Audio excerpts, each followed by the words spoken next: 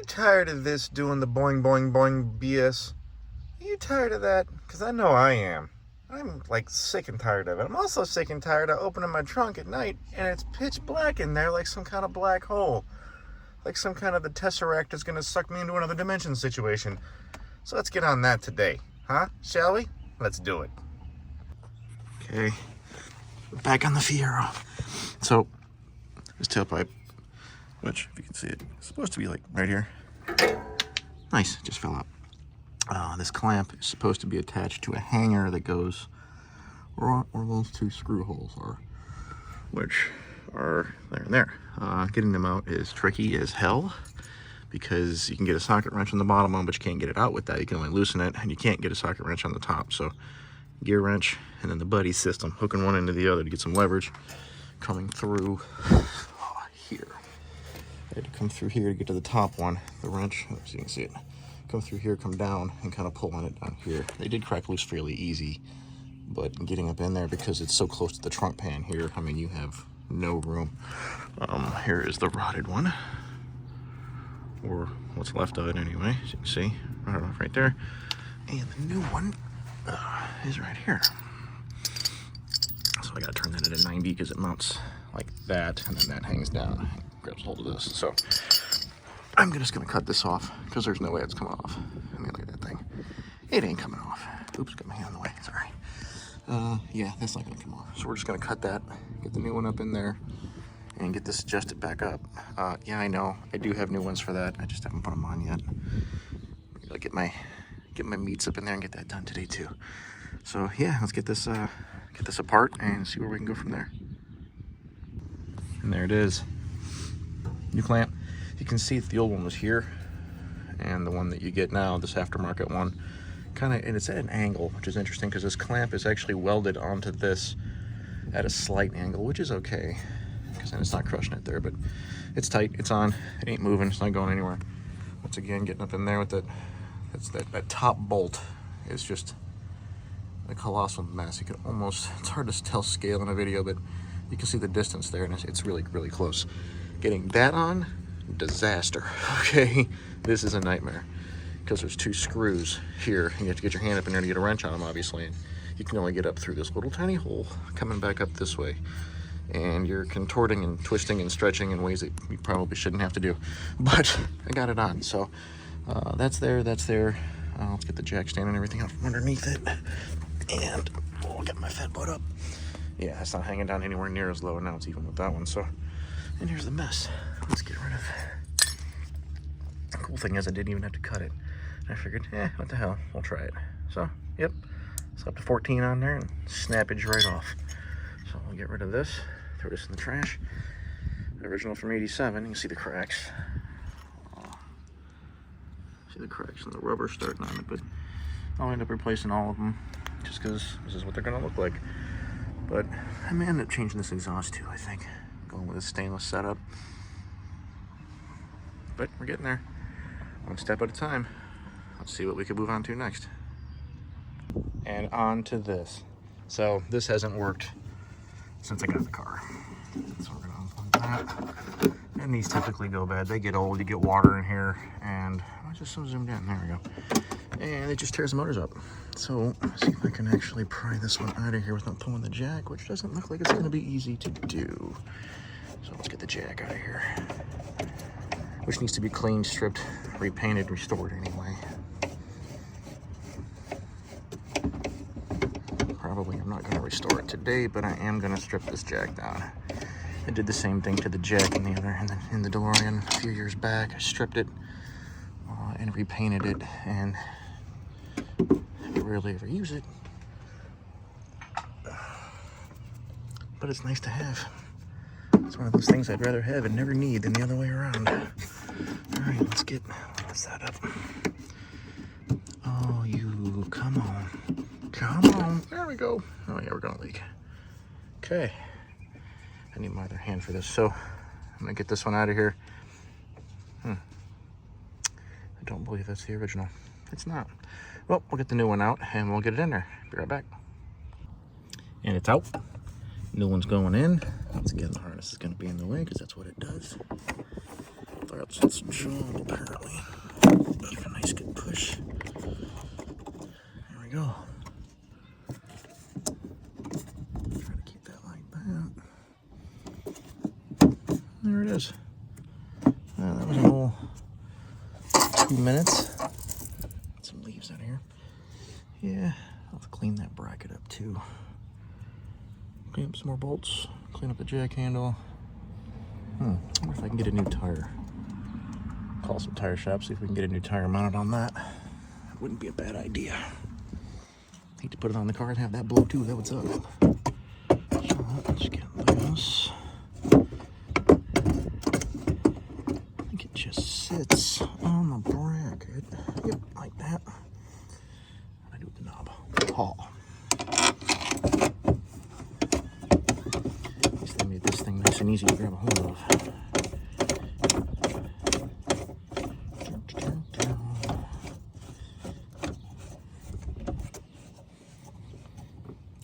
No, you don't want to go super crank, but there it is. That's in. I guess I should probably put that back too, huh?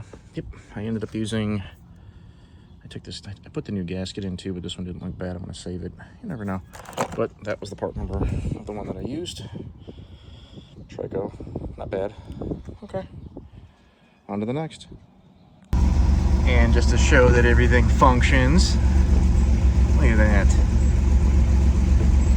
The wipers cry now, isn't that great? Cool. Yep.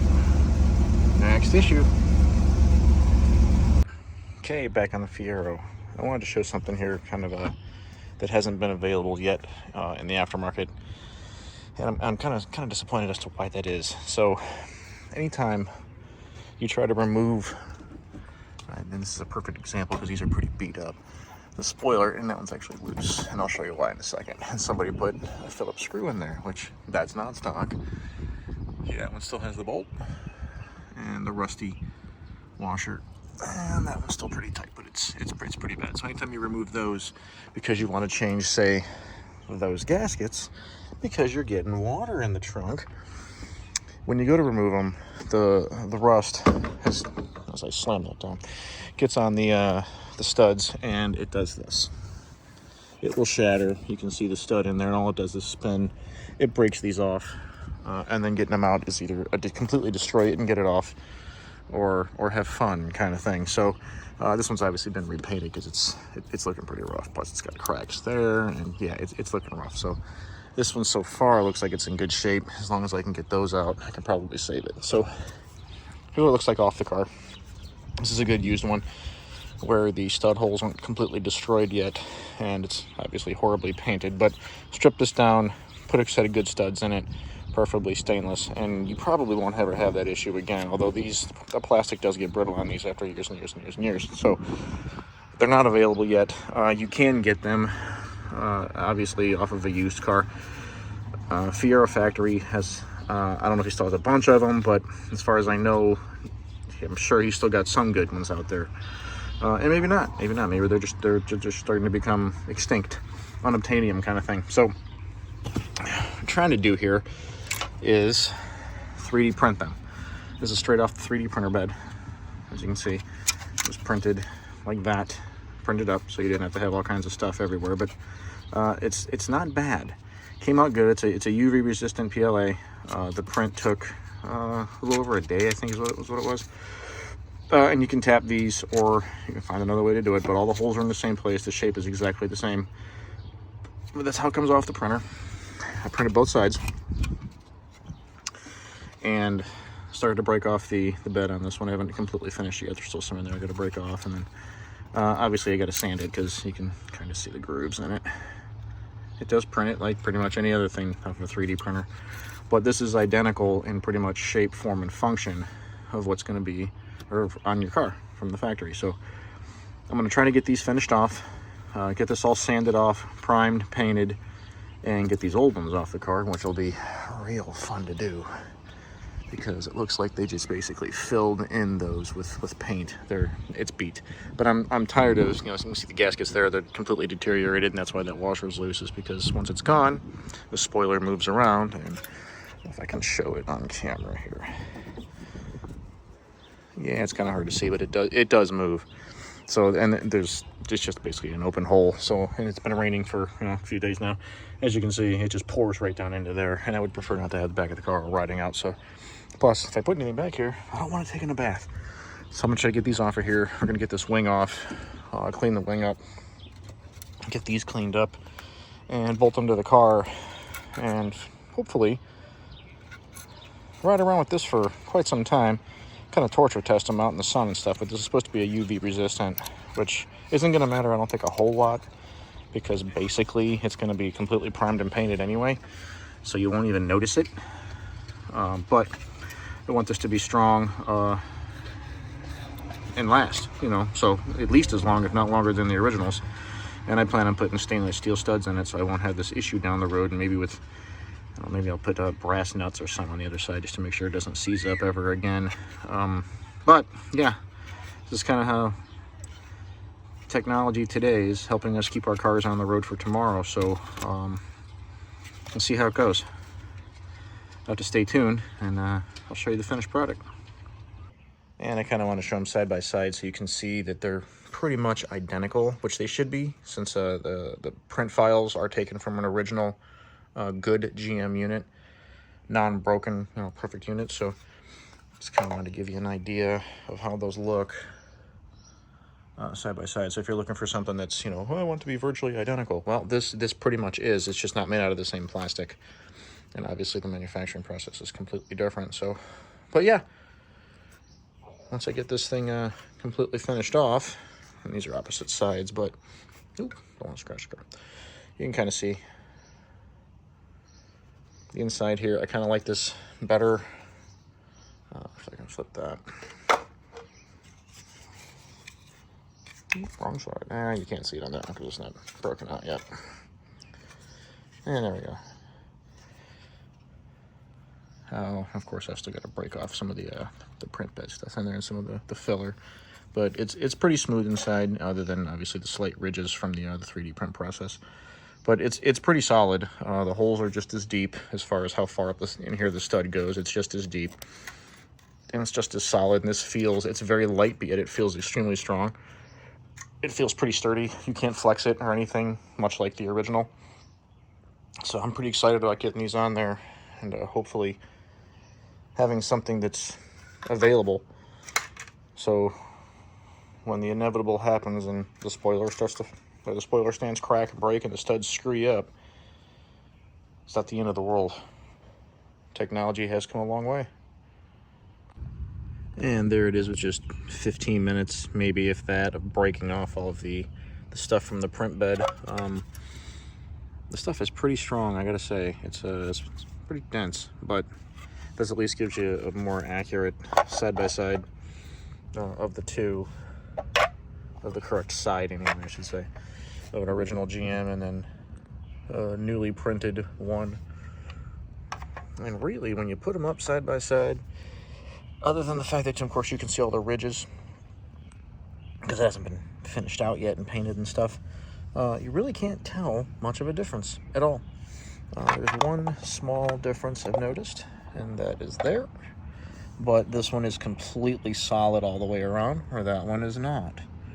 So I think this is going to be stronger. Plus, this is a little shallower, where that one goes all the way down to where basically the thickness of this is what this is here. Here it's not. It comes down to probably there. So it's got a lot more meat in it to bolt down, but the shape of it is exactly the same. I put one of my gaskets on it, the seals, because I've got a couple spares of NLS ones, and they fit perfectly on both of these, so I can't see any difference. Not sure too many people know, but there is a left and a right. The difference being that, I'm not sure if you're gonna be able to see it. Well, maybe. Yeah, kind of, a little bit. This edge here is not perfectly squared off, and it's because the spoiler is not perfectly flat. It kind of curves just a slight bit. Plus, the outer edge here bows out on the outsides of the car, where it's more streamlined on the inside. See there? The other one would be coming farther out on this side, and then it would be more flat on that side. And then obviously that would be kicked the opposite direction. So there is a left and a right. I'm not sure if you can even bolt these on the wrong side? I guess you probably could. Well, no, you couldn't because of the angle of the spoiler. I've never tried to do it. So, but yeah, they're left and right specific.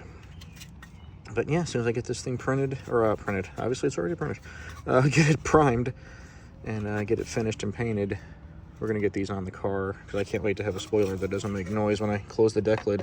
And I have a dry trunk again, which will be pretty sweet. So I am really tired of having water in there every time it like storms. So, stay tuned. See how they turn out. All right, in an attempt to get rid of a bouncing oil pressure gauge, gauge is driving me crazy lately. So you can kind of see it. This cable's kind of in the way, but this connector connects to the oil pressure sender, which is right here.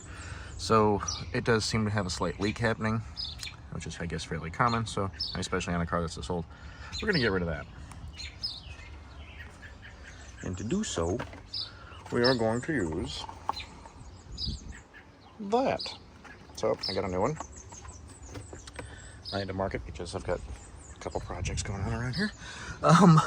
So let me get this the vent off, obviously, because it's hard to get to anything in here with this vent in the way.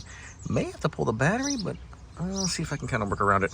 Well, so you unplug that and you unscrew it. It's basically it. It's kind of a simple situation. It's as long as I can get a wrench down there. So let me get this vent, which is this screw here, which that's the way your factory screw looks. Kind of got a flip top to it, which these are available. I think I mentioned before. So pop that out. Right out of there. Let's set that aside. Perfect place to put stuff. Okay, can we get to the bottom of it? I'm not sure if I can get down there with a wrench. Yeah, you can see it leaking right there. Not a good thing for a car to be leaking oil, so we're gonna try to I might have to get my stubby wrench down there and try to get that bad boy out. Oh, focus. It seems to like the hose or the cable better. Here, there you go. See? There you can see it. That leaky monstrosity. So we're gonna try to get that thing out of there, slap a new one in it. Hopefully that fixes the gauge problem. Because when you're rolling down the road and you get some RPMs going, the gauge is rock solid. But as soon as you come to an idle, it kind of jumps around a little bit. So, besides, it's leaking. It's got to go. I got to have accurate gauges. That's the last thing I need, is to find out I've lost oil pressure when I didn't lose oil pressure. So let me go get some tools and let's do that. Okay, so got to get your favorite, your finest 9/16. Mine happens to be a gear wrench, but anything that's 9/16, which seems to fit this, I think it does. Yes, okay, good. Hold it. Give it a good twist. I'm gonna need both hands, because I think I'm gonna have to pull on that. Yep. Well, and check out what else we found here. Isn't that special? That goes right there, and it was just floating there, so that explains why I've been having a slight stumble in my idle recently. Can't speak. Recently. But God, that thing has a lot more oil on it than I was hoping for. But okay, let me put this down for a second, grab a hold of the top of that thing and spin it so I don't snap anything, so be right back. All right, so after holding that block, I wasn't sure it wasn't gonna break. Oh yeah, that thing's in there. It is cranked. I know it's kind of hard to see. Battery cables like to get in the way. But there is a hex. Oop. That should be loose enough now. I should be able to remove this anyway. Then get the wrench back on it. Nope, that's not it. Right there. Oh boy. It's getting a little tight down here. Let's get that out of the way. There's no way I was doing this with the battery on there.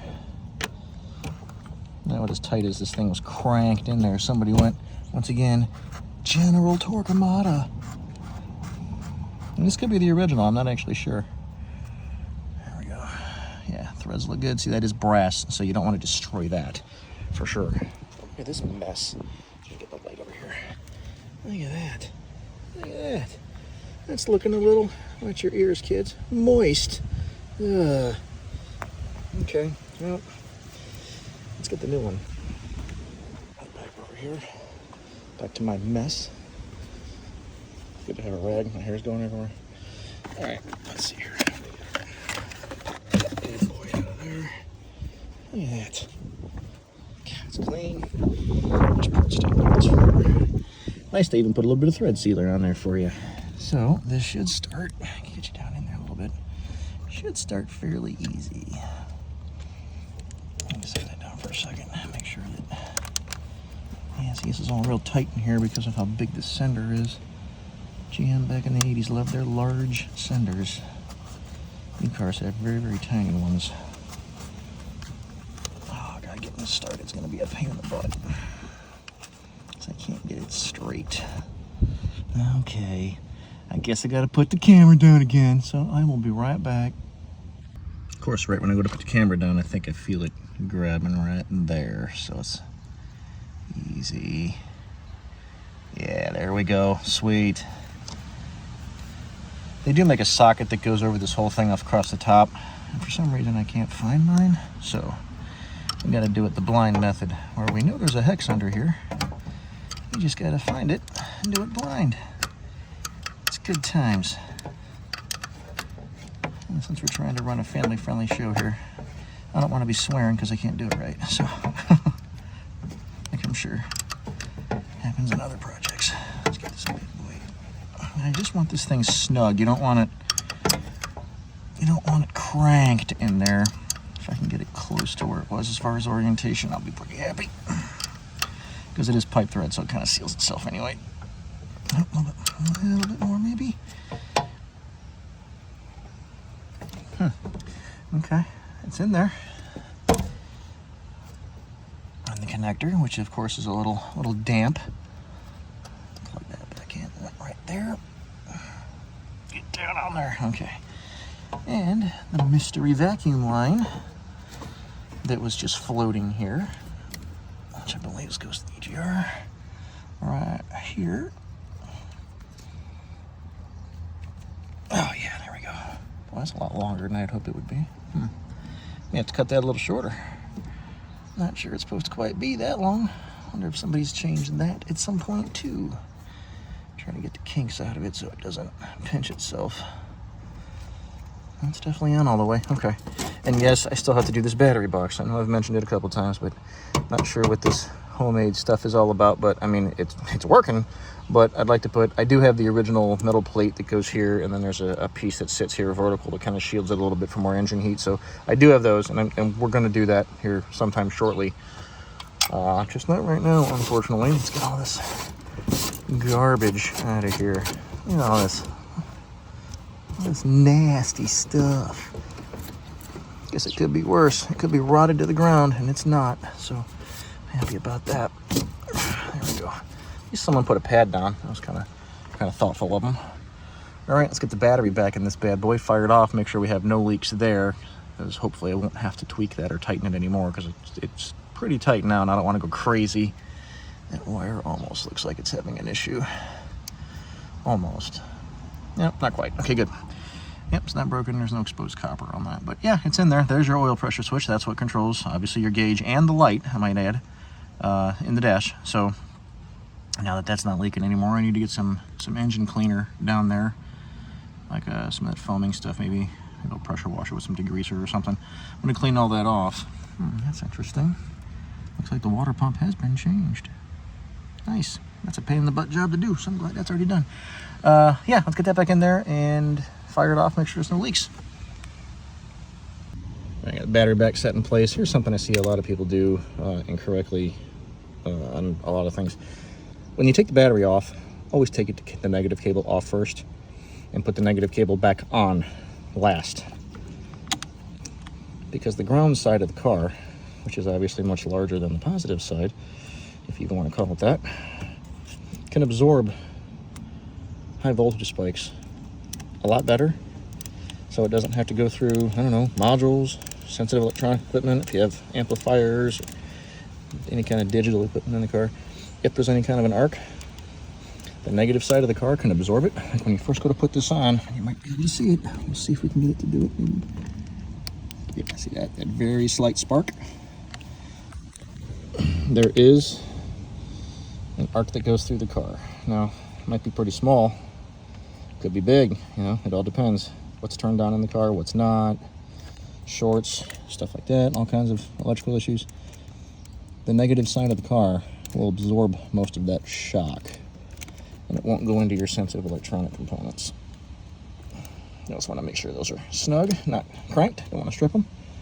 That down there is already tight, so the battery's not going anywhere. I do want to put that shield back here in the battery box because I want it to be stock.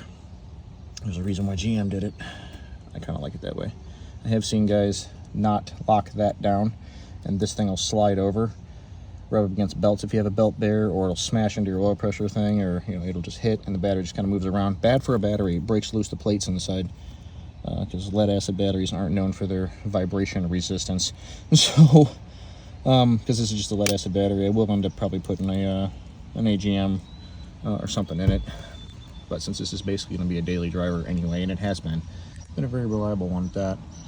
We're up to 20 miles a gallon in it now. I've been riding it and got some good fuel through it. Still want to do a tune-up. We're going to change the plugs there, and the dreaded ones back in the death hole back there. And I've got a way to do that fairly easy, hopefully without removing the deck lid. But there is a way that you can do it without removing the deck lid and without going blind. So we'll get into that when that happens. But yeah, there it is, oil pressure switch on the, let's see, where's the vent? Let's put that back in here. Give me that. Oh yeah, this thing needs cleaning up. I love springtime. Stuff everywhere, leaves and pollen, garbage. A bit too tight. Push that over. Can't see it. There we go. Where's the screw? I like how GM had the forethought of not putting an actual like bolt here, so you didn't really need tools. It's kind of cool. Fold that over. Good to go. Look, it's a car again. Now I just got to find what I did with the keys. So let's go find the keys and come back out here and fire this bad boy off. All right, back inside. Let's see how this acts now. Hey, look at that. See? That's the way it should be. Before, that thing was just non-stop doing this at idle. Non-stop. It would not quit. As soon as you give it gas, it would basically peg to 80. But now, it's pretty rock solid. God, look at the dust in here just from keeping the windows open for a couple hours. I really gotta clean this thing. But cool, yeah, we're running good. I gotta reset my radio again. Gotta love that. Modern cars don't have that problem. But there you go. Oil pressure switch fixed. Back in the car.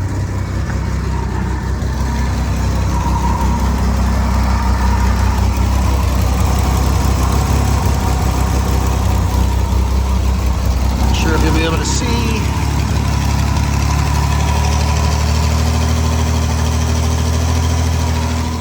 But back in. Actually, I'm gonna leave that open for a little bit. Okay. I'll get back in here. There we go. Yeah, that's nice. Idling a little high, but the thing hasn't been started all day, so that's pretty cool. One more thing fixed. Now I actually got accurate gauges, which is pretty sweet. I just got to fix the radio and take it for a ride. But yeah, let's move on to whatever's next. All right, here we go. So this hasn't lit up in quite some time, and I've been kind of tearing into it. So it's not a lamp. I checked that. Come to find out, somewhere between here, where the harness goes into the car, and there, where it wraps all the way, so it kind of goes around there, around this side, and around back, in between the body, there's a break in the wire.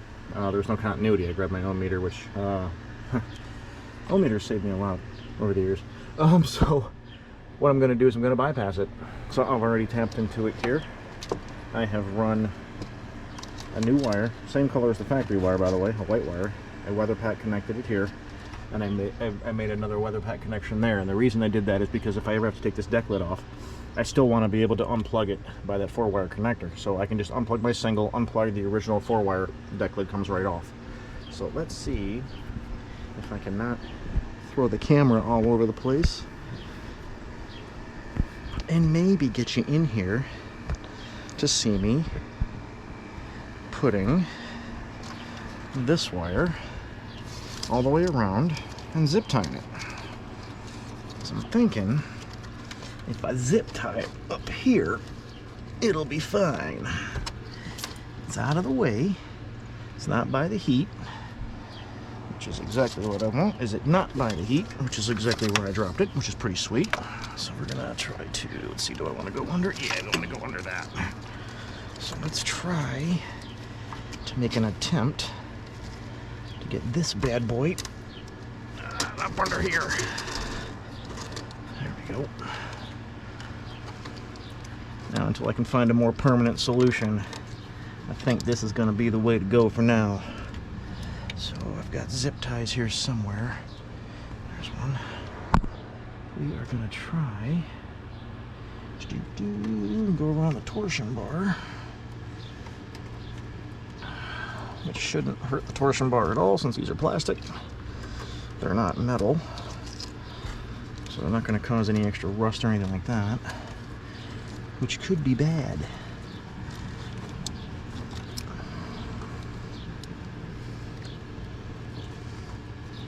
And of course, getting this oriented properly is going to be really, really fun because there's not a lot of room to get your hands in there. Haha. Alright, so what we're going to do, let's wrap that right there. If you can see it, maybe, hopefully. I'm not going to tighten any of these down just yet because I want to be able to get it to where I'm going to set it before I lock them in. So this will keep it up above the exhaust, and it should help give me my light back. Let's see. The engine is hot because I was just driving the car. So if I was smart, I would have done this with the engine cold. But hey, you want to make an adventure, you know? That's what you want to do. You want to make it an adventure. Because, you know, life's just not hard enough. So let's just make it harder. There we go. We're going to put you there to your new home. Don't you like your home? Yes, you do.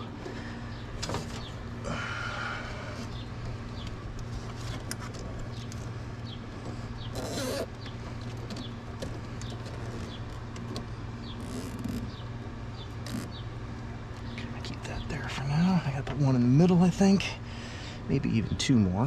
So let's get down here, reach down there, and I've already wired up a single weather pack connector, because that's the way to go.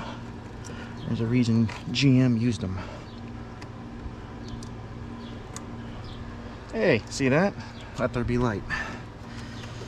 Ask and ye shall receive, right? I want this held fairly tight to the bar. Look at that. And if you hit the switch, it goes out. Cool. Now let's get these other zip ties in there.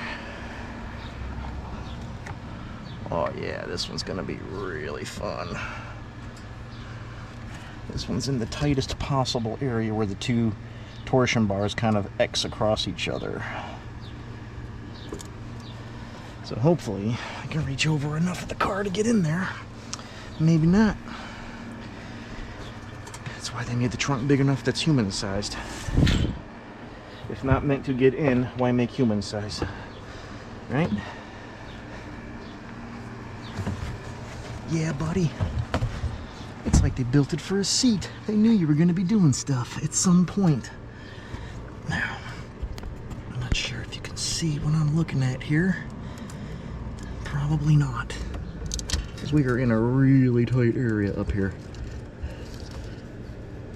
And it's pretty freaking warm, too. Okay, so here's what we're gonna have to do. We're gonna put a bend in that. Oh boy, that's fun stuff. Ooh, that's a little warm. Yeah, I love aluminum and heat. They go together really well. Okay. You know, if I just had a little bit more room, this would be cake. Unfortunately, I don't. I wonder if I can just wrap it down there and slide it down. I don't think I can. hitting something, but I don't know if I can get mid-engine car. Oops, I'll be hitting you nothing there. Oh, wait a minute. There's a door right there. I'm not sure I can get this one in there very easily. And get it around the back side. Nope. Well, isn't that special? If I can pull this back this way. Hang on, let me try something.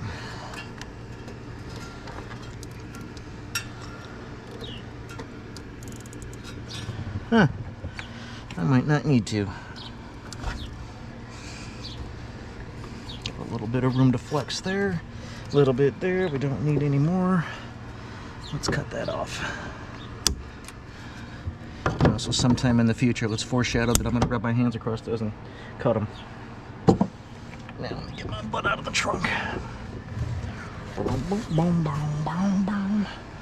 Yeah, and there you go. Kind of don't want that like that though. Put it over there.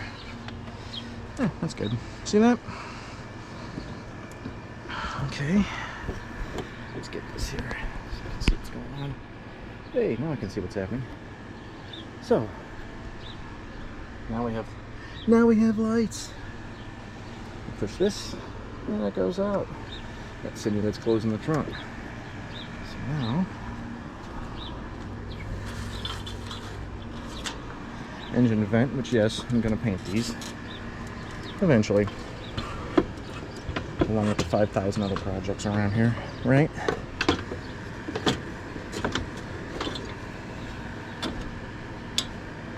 Okay, let's get this screwed in.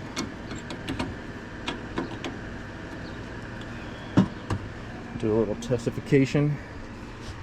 My junk out of the way. Yeah, get that out in a second. Yeah, that looks good. So, as you can see, look at that. We got a working trunk light again. So that means every light now in the car works the way it's supposed to.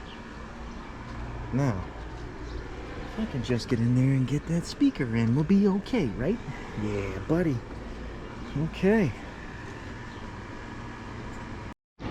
Let's try one more test, shall we? So we reach into the monster, do a little poppage of the trunk, right? And of course I can't be in 3 places at once.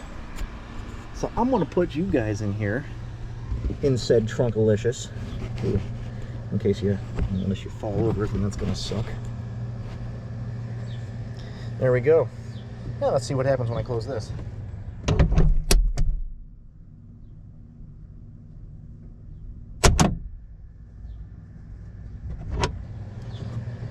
Were you scared?